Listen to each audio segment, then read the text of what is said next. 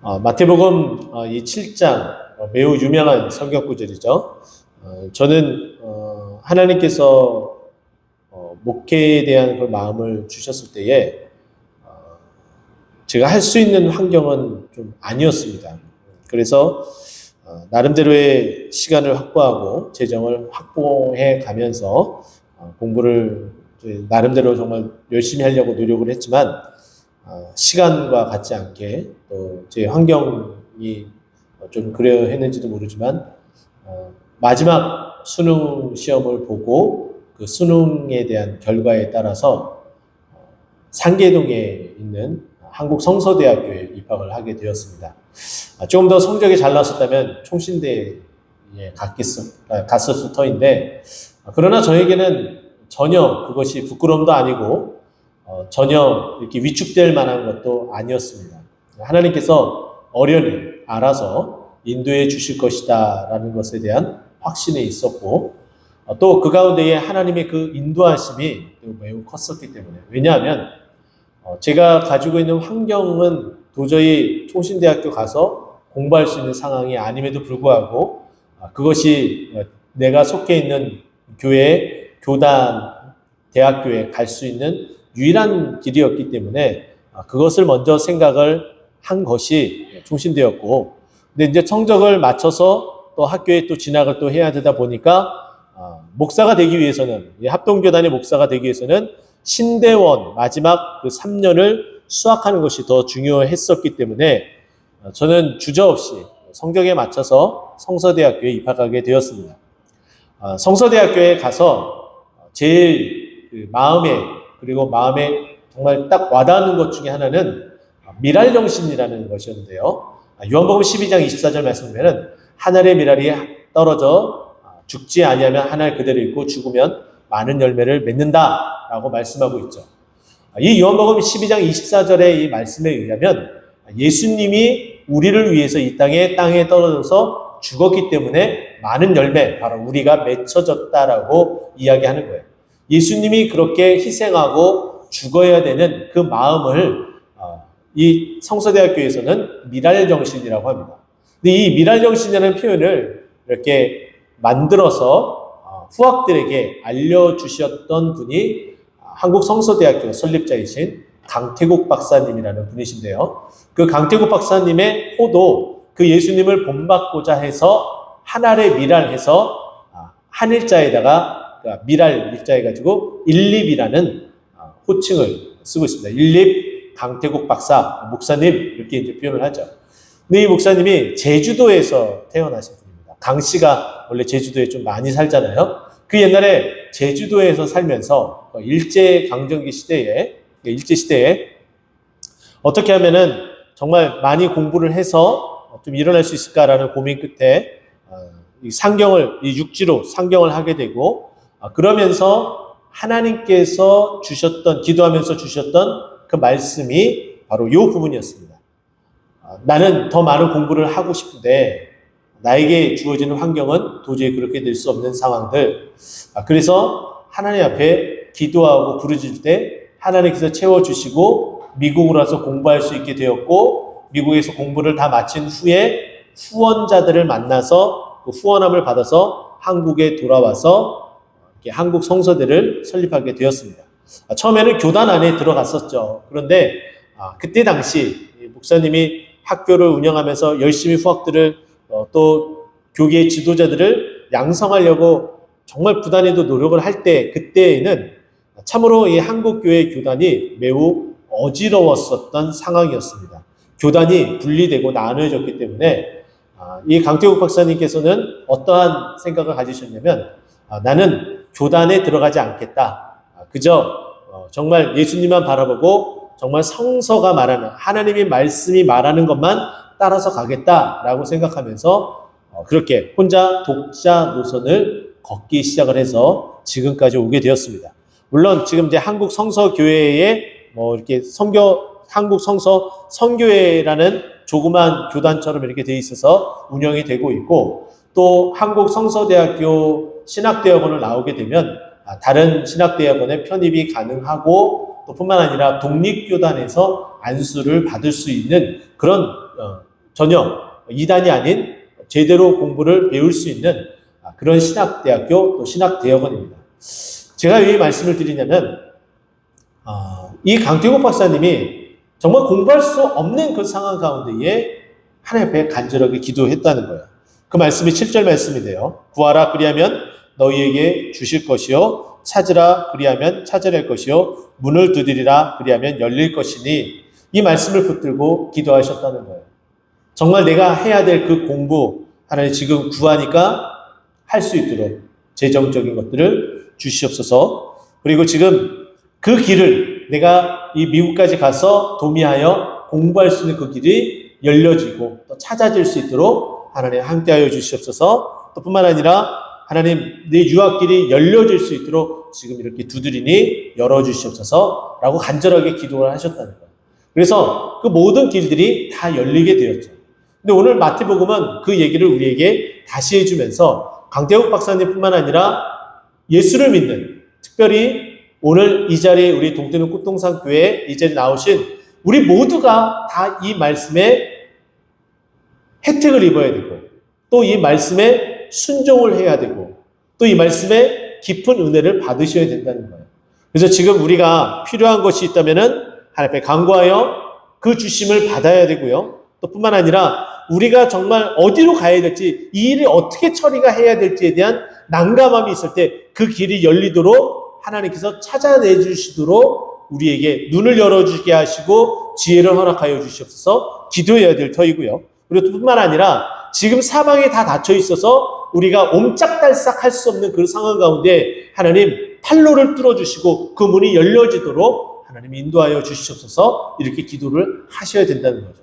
자, 그러면 이 간구, 이 간절한 간구를 우리가 하였을 때에 하나님은 과연 어떻게 이 일들에 대해서 응답해 주시는지 보게 되면 이렇습니다. 그렇게 간구를 하면 구하는 이가 받게 되고 찾는 이가 찾게 되고 두드리는 이에게 열리게 된다. 근데 왜 그렇게 될 수 있느냐?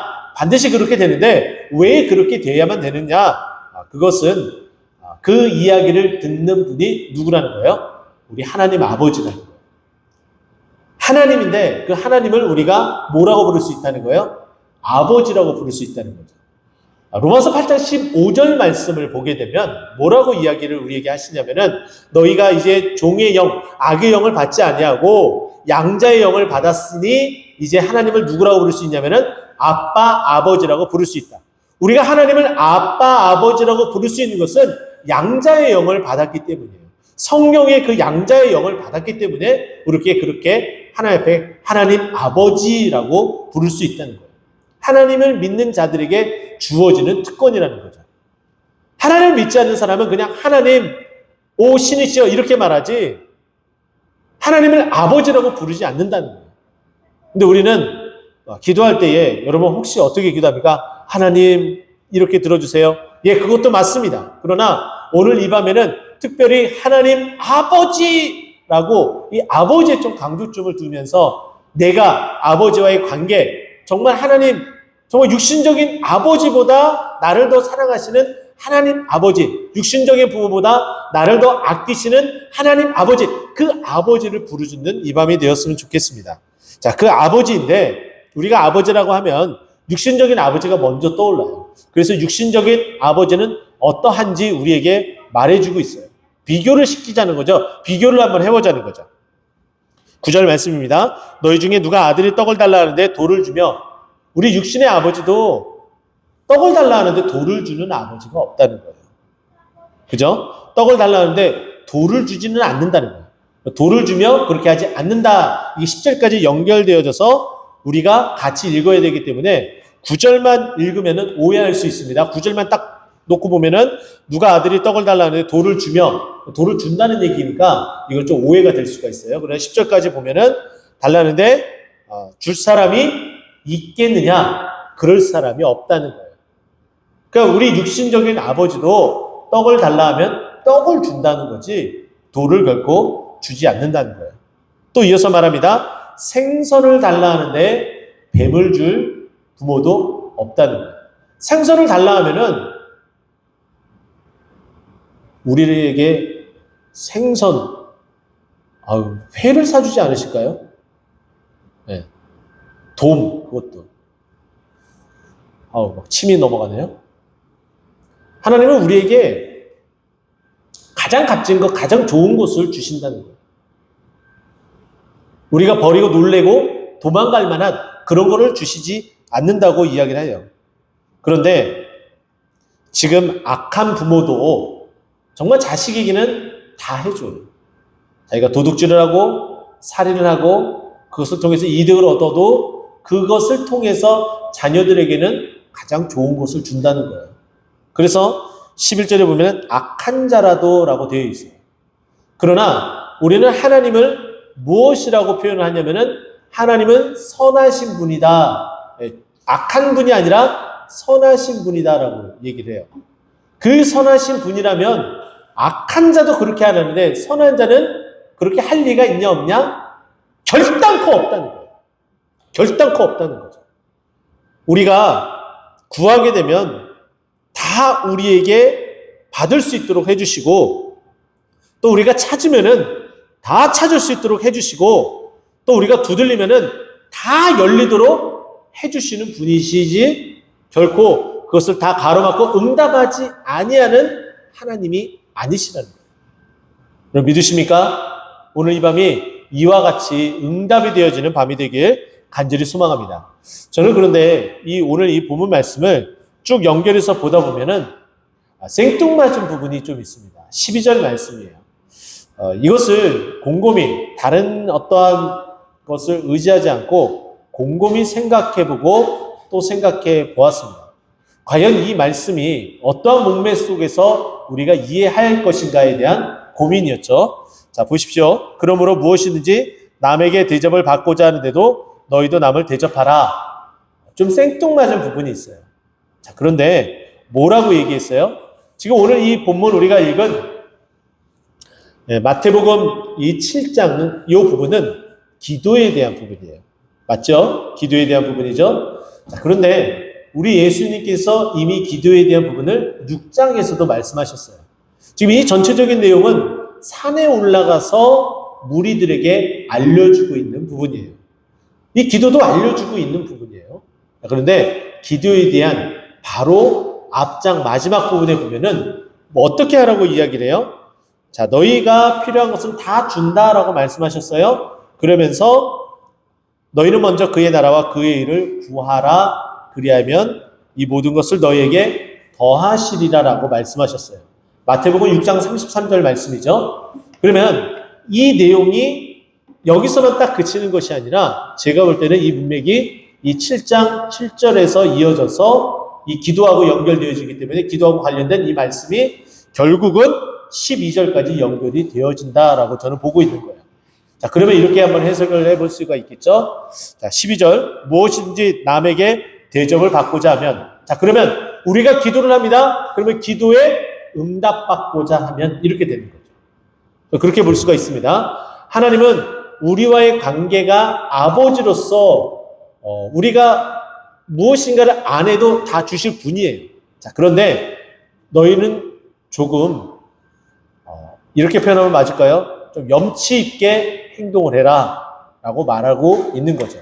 우리 육신적인 부모도 자녀들에게 가끔 그런 얘기를 합니다. 정말 터무니없는 것만 요구하는 일들이 있어요. 잘못을 했는데도 사과도 안 하고 용서도 안 구하고 그저 뻔뻔하게 자기가 할 말, 자기가 필요한 요구사항만 말하는 경우도 있죠. 그런 경우를 아이라고 하고 그런 아이들은 나중에 컸어도 그것을 버리지 못하면은 그것을 성인 아이다라고 표현하기까지 합니다. 저는 아이들이 지금 아직 어린데요. 이 아이들이 종종 그럴 때가 있어요. 너무 터무니없게 잘못을 했는데도 뻔뻔하게 그렇게 대할 때가 있죠. 그때 얘기를 하죠. 우리 자녀들에게 야, 염치 좀 가져라. 이런 표현을 쓰고 있습니다. 좀 제발 좀 뻔뻔하게 좀 굴지 좀 말아라. 이렇게 이야기도 해요. 그것처럼 하나님께서 내가 너에게 다 해줘. 그런데 너희들 그 다 해주는 것만큼 너희도 어느 정도는 너희가 대접을 받고 싶은 대로 너희가 남을 대접할 수 있는 부분, 너희가 할 도리는 해야 되지 않겠니? 라고 이야기를 하는 거예요. 인생 사는 이 세상이 다 마찬가지지 않을까요? 우리가 요구하는 거, 우리가 원하는 것만 하는 것이 아니라 하나님께 우리가 간구한다면 하나님이 우리에게 말씀하신 바를 순종하는 것이 우리가 할 도리라라고 여겨지는 거예요. 그러면 여기에 우리에게 말씀하신 바는 뭐냐면은 기도뿐만 아니라 또 여타의 신앙생활 다른 어떤 부분들도 마찬가지겠지만 내가 대접받고 싶어서 남을 대접하는 것, 이것이 선지자의 율법의 강령이다라 했으면은 그 율법과 선지자의 그 강령, 율법과 선지자라고 말하는 그 내용을 어떻게 하라는 거예요? 말씀에 따라 살아가라. 그러면서 너희가 구할 것을 구하고 그리고 찾을 것은 찾고 두드릴 것은 두드려라. 내가 더해 주겠다. 그렇게 하지 않아도 하지만은 염치 있게 신앙생활을 좀 하자. 저는 이렇게 이 부분을 이렇게 해석을 여러분들이 해드리고 싶습니다. 자, 그러면 이 말씀대로 오늘 이 밤이 그랬으면 좋겠습니다. 하나님 앞에 간절하게 부르짖지만 우리가 믿는 자의 도리로서 우리가 해야 될 것이 무엇인가요? 하나님께 영광 돌리는 예배, 또 주님의 몸된 교회를 섬김, 이 모든 것들이 하나님께 다 상달되어지고 또 그뿐만 아니라 우리가 이 시간에 간구하는 것도 주님 앞에 다 올려져서 오늘 이 밤이 구하는 것을 다 받게 되고 찾아야 될 것은 다 찾게 되고 열기 위해서 두드리는 것은 다 열려지게 되는 이 밤 되기를 간절히 축원드립니다. 기도하겠습니다. 함께 기도할까요?